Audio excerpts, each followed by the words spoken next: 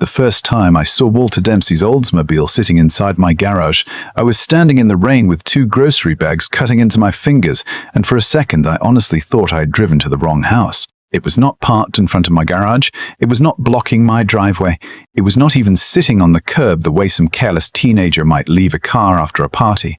No, Walter's polished green 1971 Oldsmobile Cutlass was tucked neatly behind my garage door, dry as a bone, like my little 2-car garage had been built for him all along. I stood there with rain dripping off the end of my nose, looking through the open door at that ridiculous green car, and I remember thinking, well, Dorothy, either you have finally lost your mind, or the president of the Pine Creek Homeowners Association has gotten a lot more comfortable in your life than you ever realized. My name is Dorothy Hale. I was 51 years old in the fall of 1995, and at that point, I had lived in the same pale yellow ranch house in Pine Creek, Ohio, for almost 9 years. I worked payroll at a furniture warehouse on the south side of town. I had 1 grown daughter in Kentucky, 1 grandson who still called me Nana Dot, and a yard full of roses that my late husband Frank had planted before he got sick. I was not a difficult woman. At least, I do not think I was. I paid my bills on time, kept my grass cut, waved to my neighbors, brought potato salad to block parties, and generally believed that if you minded your business and treated people decently, most of life would leave you alone. That was before Walter Dempsey decided that Pine Creek needed saving from people like me. Now, Pine Creek was not some grand old country club neighborhood with gates and fountains and people driving imported cars to buy imported cheese. It was a modest subdivision built in the late 70s, mostly ranch houses and split levels, small front porches, maple trees, aluminum siding, basketball hoops over garages, and little American flags on porches every Memorial Day. Most of us had lived there long enough to know each other's habits. We knew who left for work before dawn, whose teenage son played drums too loudly, who had a dog that liked to chase delivery trucks, and which houses handed out the full-size candy bars on Halloween. It was the kind of place where people borrowed ladders and returned casserole dishes eventually, although sometimes not the same year. The Homeowners Association had started out harmless enough. It was supposed to maintain the entrance sign, collect money for snow removal on the shared private lane, and make sure nobody put a junkyard in their front yard. Reasonable things. Things most people could live with. Then Walter Dempsey became president. Walter was 62, recently retired from the county assessor's office, and built like a man who had spent his entire adult life sitting behind a desk while telling other people what numbers belonged in which box. He had silver hair combed so carefully it looked shellacked, a square jaw, thick glasses, and a way of carrying a clipboard that made you feel as though you were being audited before he even said hello.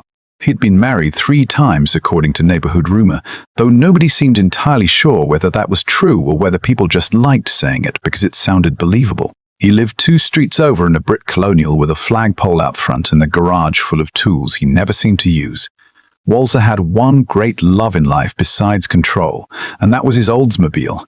He polished it every Saturday morning, even in winter. He called it Eleanor, which I always found a little unsettling because Eleanor was also the name of his second wife. He once told me the car had been restored down to the original factory trim, and I remember standing there with a paper plate of barbecue at the 4th of July picnic, wondering what kind of man looked at a green car and thought, yes, this needs a name and a better life than the people around me. My first real encounter with Walter happened about 6 months after Frank died. I had finally gotten around to repainting the shutters on the house because the old blue paint was peeling and I was tired of looking at it. I chose a soft gray, nothing wild, nothing loud, just a color I liked. 2 days after the painters left, Walter came to my door with his clipboard. He did not knock like a normal person. Walter knocked in a firm, deliberate rhythm. 3 sharp raps, pause, 3 more sharp raps, like he was serving a warrant. When I opened the door, he looked past me into the house before he looked at me, which should have told me everything I needed to know. He said, "Mrs. Monter, Hale, I need to discuss the exterior color of your shutters." I said, "You mean the gray ones?" He looked at them as if they had personally insulted him. "The community standards recommend traditional tones," he said. "Gray is traditional," I told him. "Gray has been around longer than both of us." He did not laugh. Walter never laughed when he was busy being important. He opened his clipboard and showed me a piece of paper with a list of suggested colors, all of them, some version of beige, white, tan, or what he called heritage blue, which looked exactly like a color a dentist would choose for a waiting room. I told him I had already paid for the paint and I was not repainting them. He stared at me for a long moment, then said, "We will be monitoring the situation." That was Walter's favorite phrase. "We will be monitoring the situation." He said it above my shutters, my flower beds, the way I kept my garbage cans behind the side fence, even the little wooden bench Frank had built for the front porch. For Walter, nothing was ever simply a porch bench. It was a possible precedent. Nothing was ever a lawn. It was a compliance issue. Nothing was ever a neighbor's home. It was a territory he had not yet fully organized. The notices started small. A letter in my mailbox about leaves collecting near the curb, a typed reminder that my trash cans had remained visible from the street after sunset on collection day. A warning about my wind chimes, which Walter claimed were audible beyond my property line after 10 o'clock at night. I had owned those wind chimes for 7 years and they had never bothered anybody except Walter, which was probably why I began to like them more. Then there was the morning he came by at 7:15, because my grandson had left a basketball in the driveway overnight. One basketball. It had rained the evening before, and the poor thing was sitting in a puddle near the garage, looking like it had been abandoned by the NBA. Walter stood on my porch with his clipboard tucked beneath his arm and said, "Outdoor recreational equipment must be stored out of sight when not in use." I looked at the ball, then at Walter. "He is 6, I said. Walter said, "The rules do not distinguish based on age." I said, "Well, maybe the rules should try being 6 sometime." He gave me a look so cold I could have kept milk in it. By then, the people in Pine Creek had divided into 2 groups. There were those who had learned to avoid Walter completely and those who had tried to stand up to him and discovered that arguing with Walter was like arguing with a parking meter.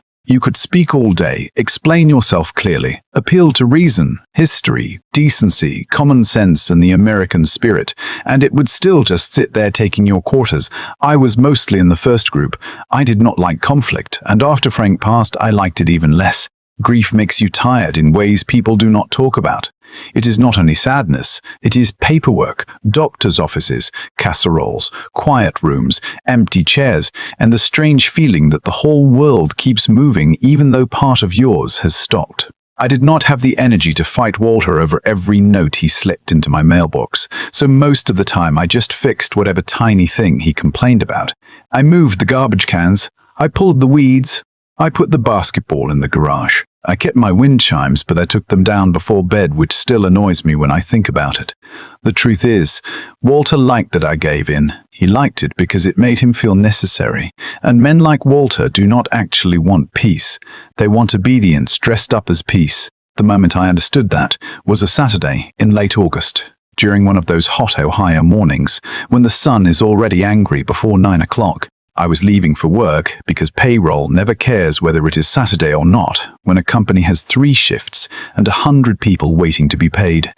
I had backed my Ford Taurus halfway out of the driveway when Walter appeared beside my mailbox like he had been hiding there. I nearly ran him over, which I suppose would have made the next homeowners association meeting memorable. He held up one hand and pointed at the front bumper of my car. "Mrs. Really? Hale, your vehicle is extending into the shared easement by approximately 4 inches. I rolled down my window and looked at him. "Walter, it is 7:30 in the morning." He nodded like that proved his point. "The time does not change the violation." I looked at the bumper.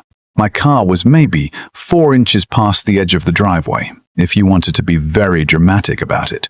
The front tire was still on my property. The car was not blocking anybody. It was not in the road. It was not even close to the sidewalk. Walter took a measuring tape from his clipboard pouch and pulled it out with a little metallic snap.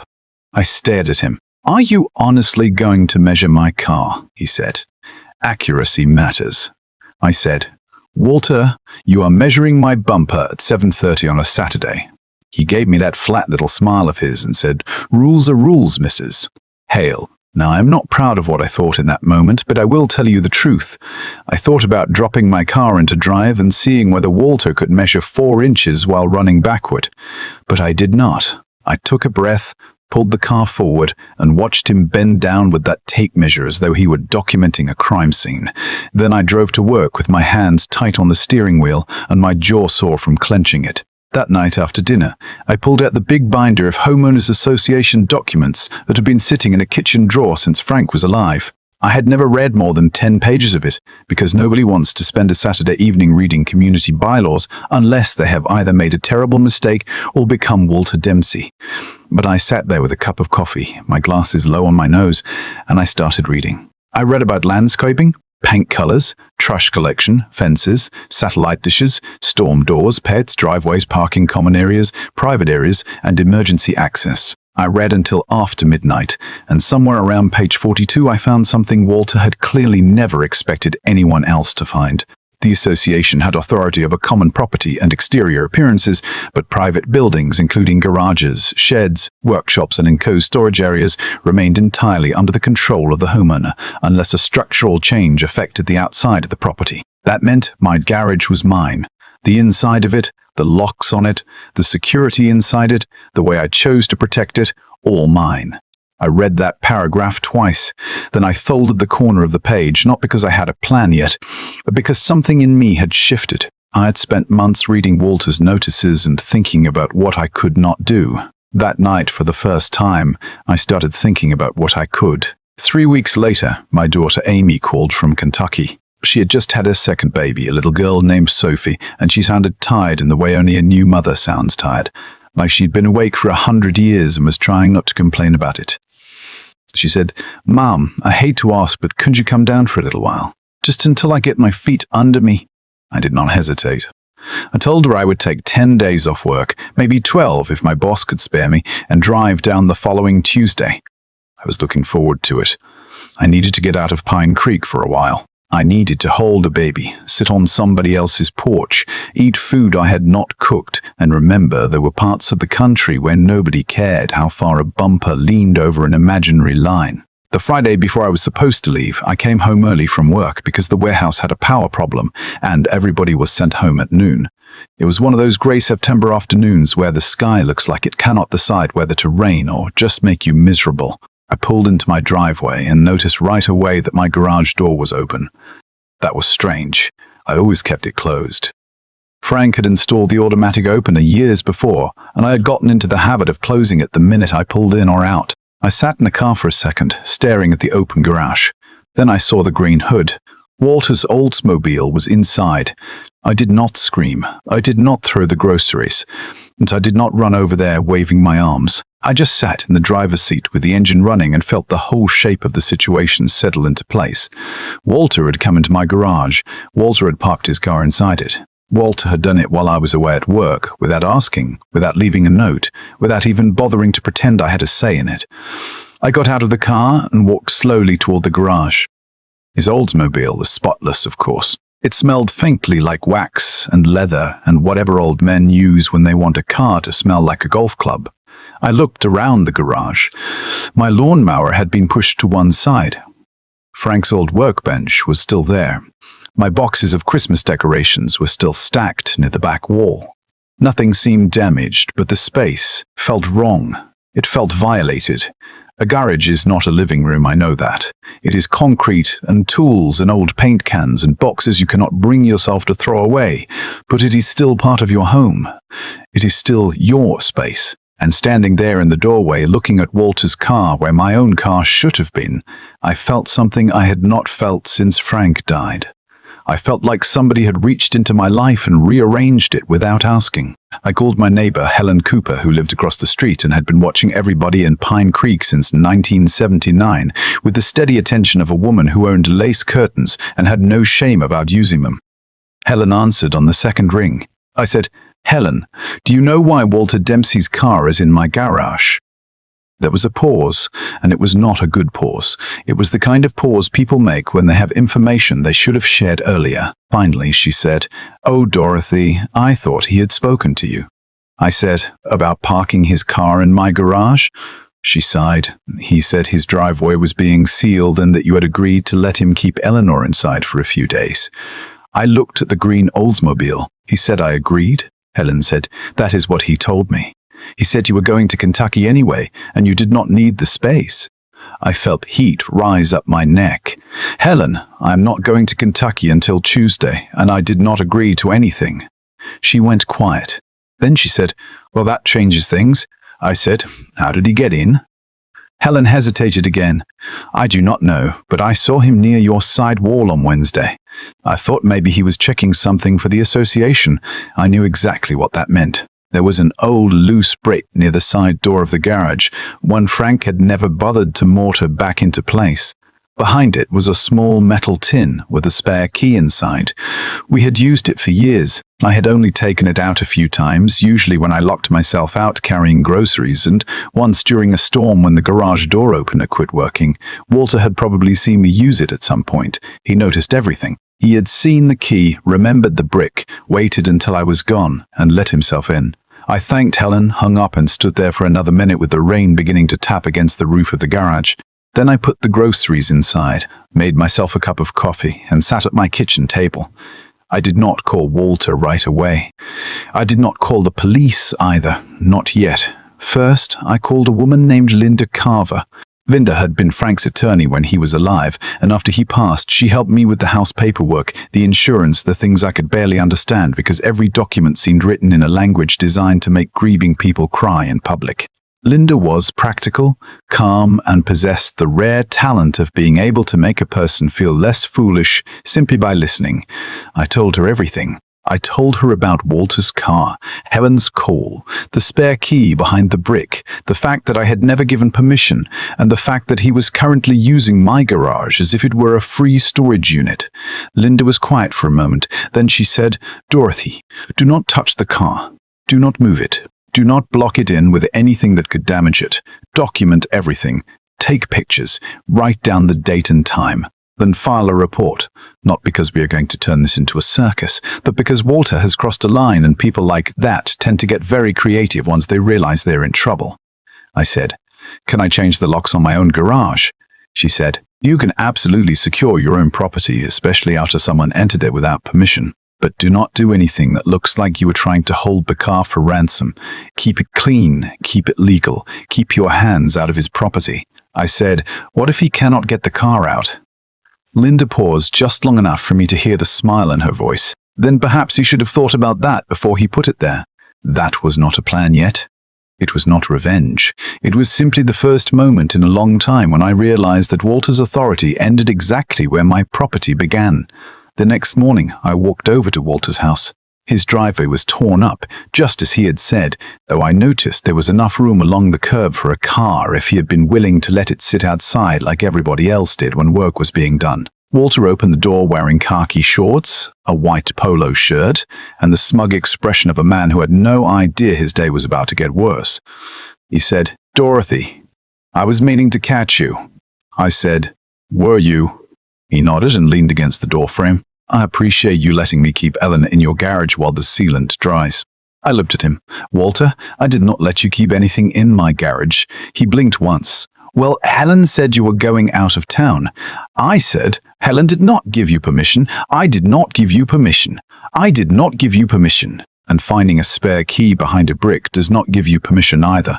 His face changed then, just slightly. The confidence did not disappear, but it shifted into calculation. He said, "I was acting in the interest of preserving private property from weather damage." I said, "Your private property." He folded his arms. "The association has broad discretion in matters involving neighborhood standards." I could not help it. I laughed. Not loudly, not cruelly, but enough that he knew I had heard the absurdity in his own sentence. "Walter," I said, "you cannot use the homeowners association as a key to my garage." He looked past me toward my house.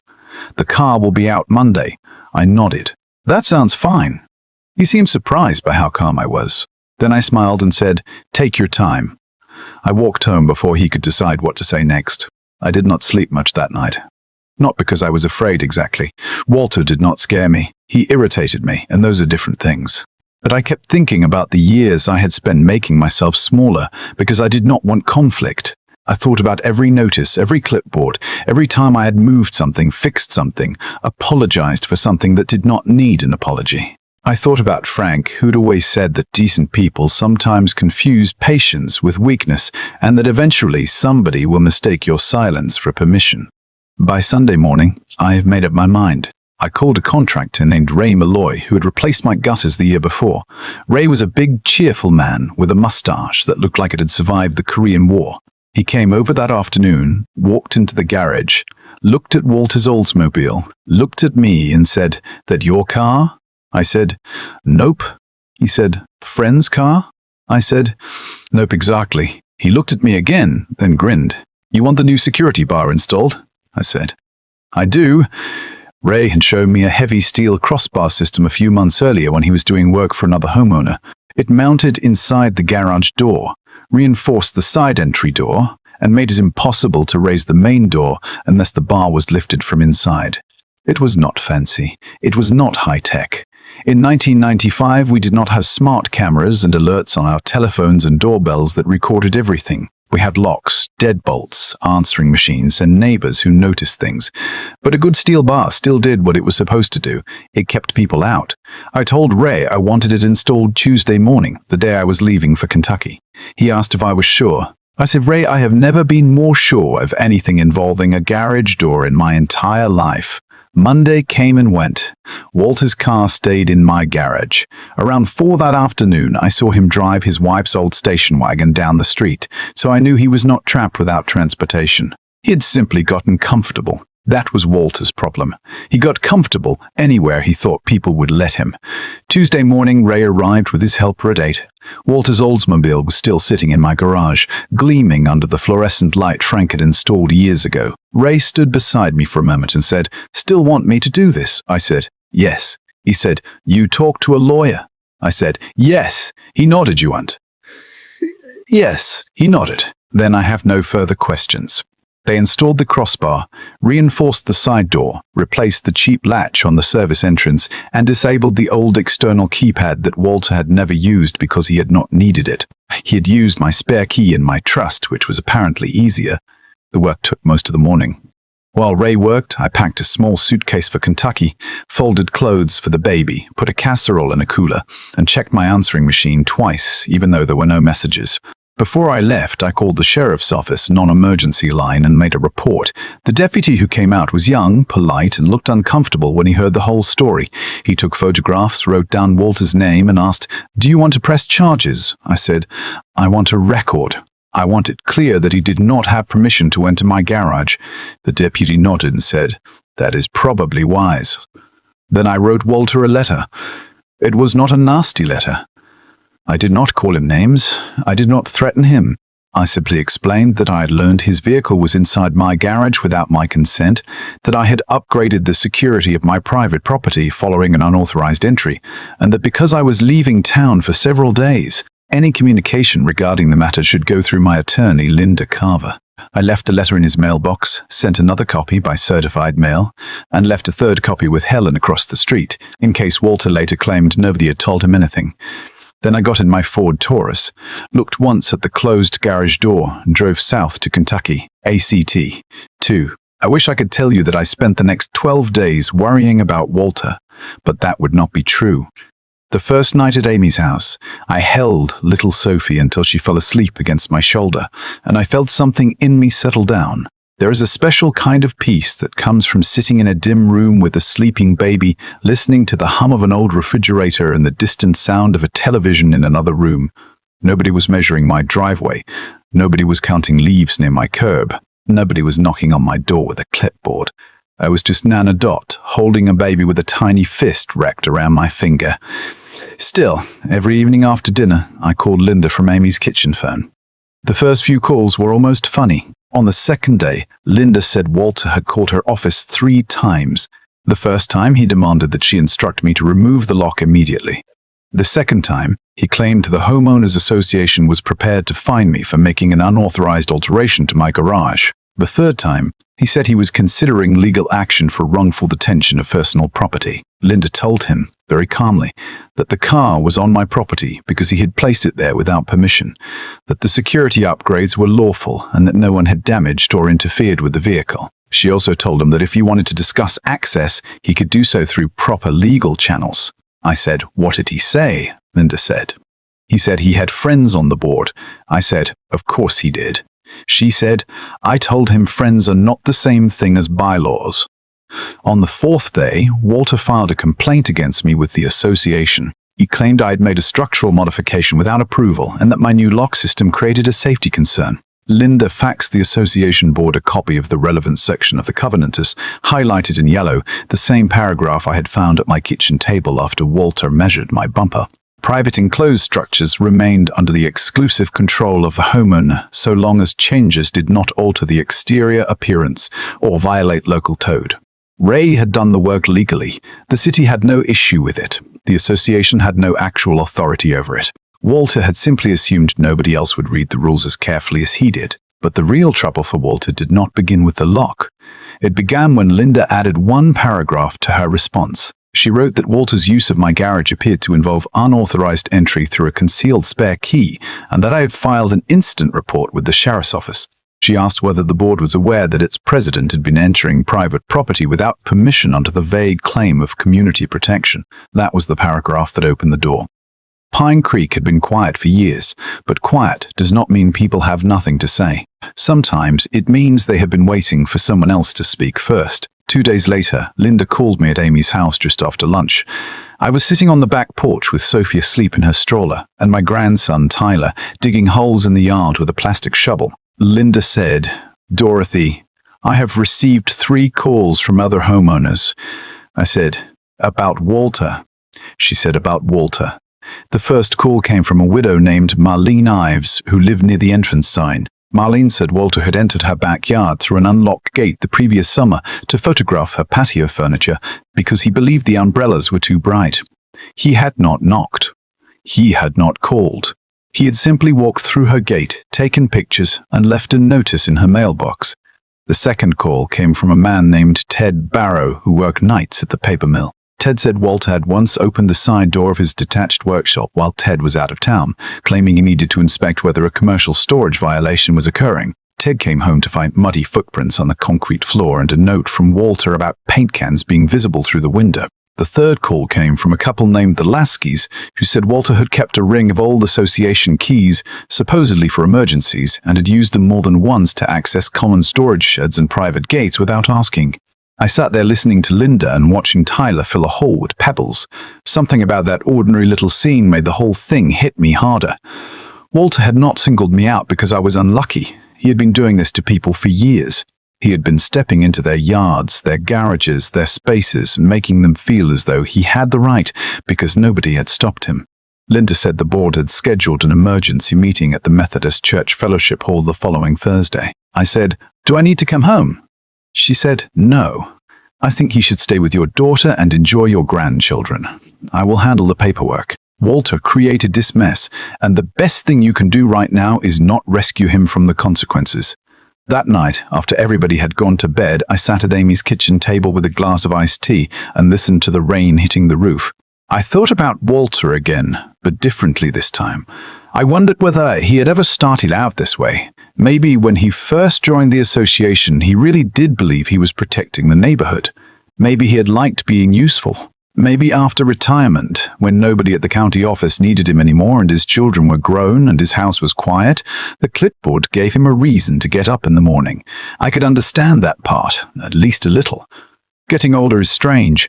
People stop asking your opinion. Your body changes. Your children build lives that do not require your daily supervision. You start to feel invisible if you are not careful. But there is a difference between wanting to matter and needing to control everyone around you. Walter had crossed that line so gradually that maybe he no longer knew where it was, or maybe he knew exactly where it was and thought it only applied to other people. On day 8, Linda called with news that was less funny and more serious. Walter had hired an attorney. Apparently his first lawyer had advised him that this was not a case he wanted to fight because his second lawyer called Linda with a noticeably softer voice. He said Walter was prepared to discuss a cooperative solution. Linda said, "He means he wants his car back." I said, "I assumed that." She said, "He also wants the board to drop the investigation." I said, "Can they do that?" Linda said, "No. The board has already received sworn written statements from 4 homeowners. This is bigger than your garage now." The next part happened at the meeting, and I only know it because Helen called me from a payphone outside the church afterward, breathless with excitement like she had just watched the final episode of a soap opera. Helen said the fellowship hall was packed. People who had not attended an association meeting in years showed up. Walter sat at the front table in a navy blazer, looking angry and tired. The board members looked like people who had just realized they had trusted the wrong man with too many keys. One by one, residents stood up and told their stories. Marlene talks about her backyard. Ted talked about the muddy footprints in his workshop. The Laskys talked about the keys. A woman named Janet Feldman said Walter had come onto her porch while she was in the hospital and removed a decorative wreath because he believed it was out of season. That one got a laugh from the room, but not a friendly laugh. The kind of laugh people make when they are suddenly embarrassed by something they have tolerated for too long. Helen said Walter tried to defend himself. He said he had been acting for the good of Pine Creek. He said he had only enforced standards that everybody had agreed to. He said if a neighborhood stopped caring about rules, property values would collapse, lawns would rot, and people would start parking boats on the grass. Walter always talked like that. To him, the choice was never between being reasonable and being unreasonable. It was between following Walter's rules and watching civilization burn to the ground.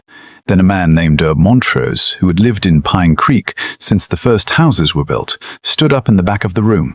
Earl was 73, wore suspenders, and had the slow, steady voice of a man who did not waste words.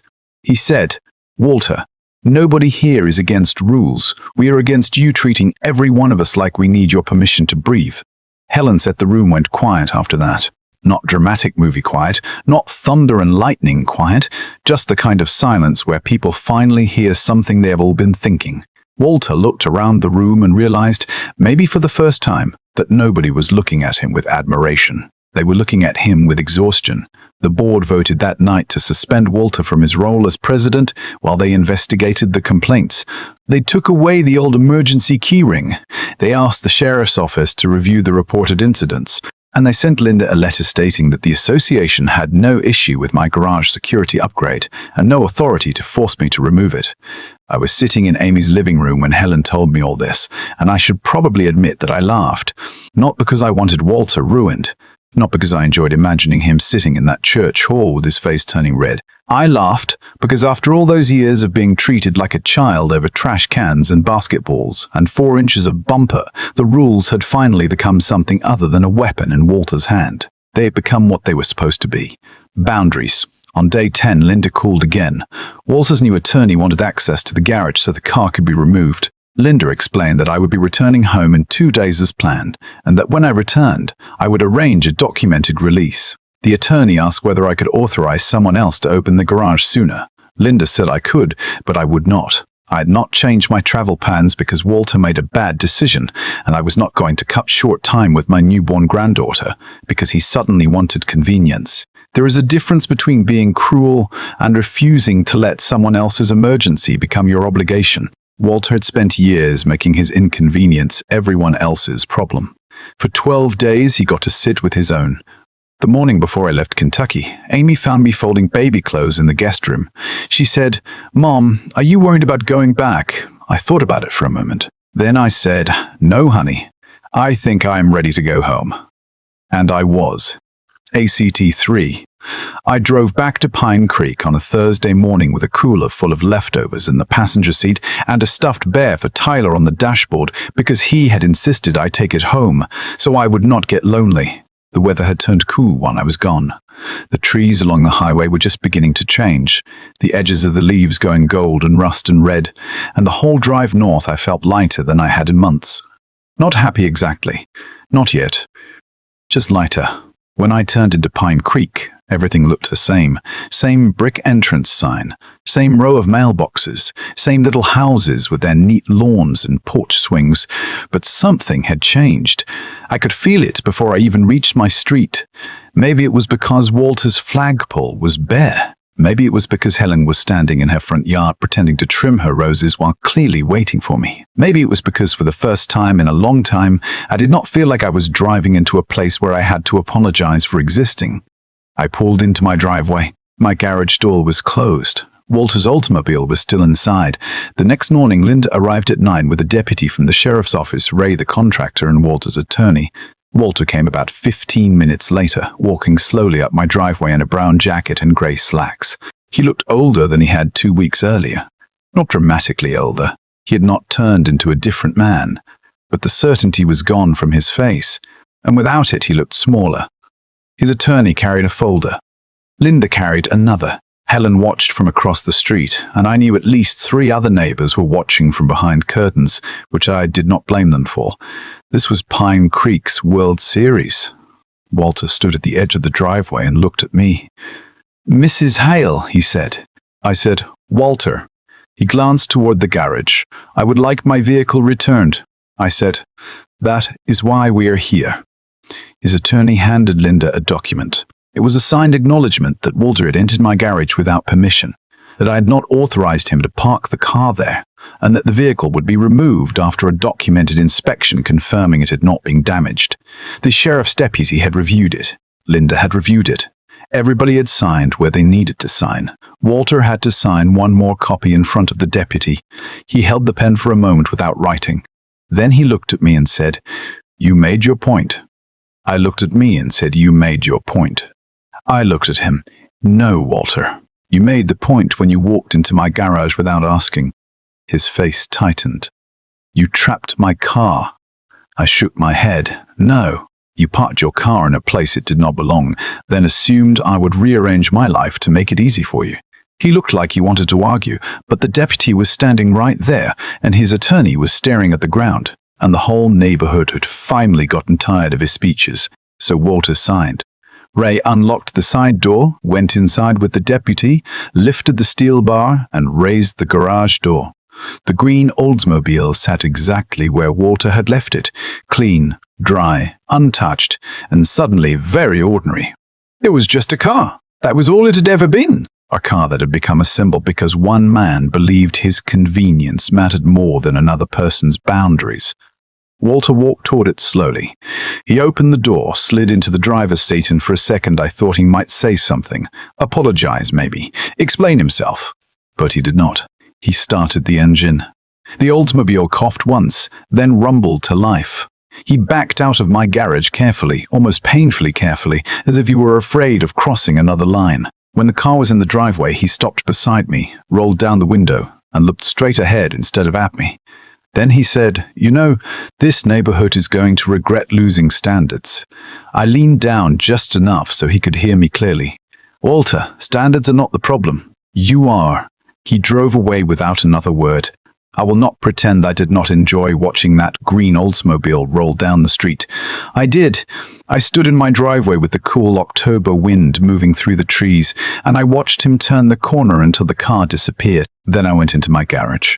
I ran my hand along Frank's old workbench. I looked at my boxes, my lawn mower, my Christmas decorations, all the ordinary things that had been there before Walter decided he could use the space. I stood there for a while, just breathing. A week later, the Homeowners Association held another meeting. This one was not as crowded as the first, but enough people came. Walter was formally removed as president. The association voted to hire an outside property management company for administrative matters, to eliminate the president's access to emergency keys, and to create a written rule requiring notice and consent before anyone entered private property except in a genuine emergency involving fire, injury, or immediate danger. They also agreed to review dozens of old violation notices that Walter had issued without proper procedure. A month later, I received a letter from the board saying several notices in my file had been voided, including the warning about my wind chimes, the trash cans, the porch bench, and yes, the infamous 4 inches of bumper. I taped that letter to my refrigerator for a while, not because I needed to look at it every day, but because it reminded me of something I had forgotten. Being kind does not mean being available for mistreatment. Being patient does not mean someone gets to take advantage of you, and keeping the peace does not mean surrendering every time a louder person decides to make trouble. Walter stayed in Pine Creek through the winter. I saw him a few times after that, usually from a distance. He no longer carried a clipboard. He did not stop at people's driveways. He did not knock on my door. He walked his dog in the mornings and looked straight ahead. By spring, he had put his house up for sale. Helen said he moved to Florida to be closer to one of his sons, though I never knew if that was true. Maybe he just wanted a fresh start somewhere nobody remembered the man with the clipboard. I hope he found one. I really do. I do not hate Walter. I never did. But I think some people spend so long telling everyone else where the lines are that they forget those lines apply to them too. The following summer, my grandson came to visit. He was 7 by then and still wild about basketball. One afternoon, he drew a huge purple dinosaur on my driveway with sidewalk chalk. It had crooked legs, a yellow hat, and what looked like a mustache, though he insisted it was a smile. It stretched from the garage door almost to the sidewalk. A few years earlier, I would have washed it off before dinner, worried Walter might see it and write another notice. That day I sat on the porch with a glass of lemonade and let it stay there until the rain finally took it away. Every time I pulled my car into that garage after that, I thought about how close I came to giving up my peace just to avoid an argument. And every time I lowered that heavy steel bar at night, I felt something quiet and solid settle in my chest. My home was mine. My garage was mine. My life was mine. Walter had taught me that, though I doubt he ever meant to. So tell me what you think. Did I go too far by locking down my own garage while his car was inside? Or did Walter finally get the lesson he had been handing out to everyone else for years? Was it justice? Was it petty? Or was it simply the first time someone made him live by the same rules he expected from everybody around him? Leave your opinion in the comments, because I have a feeling Pine Creek would not be the only neighborhood where people have stories like this.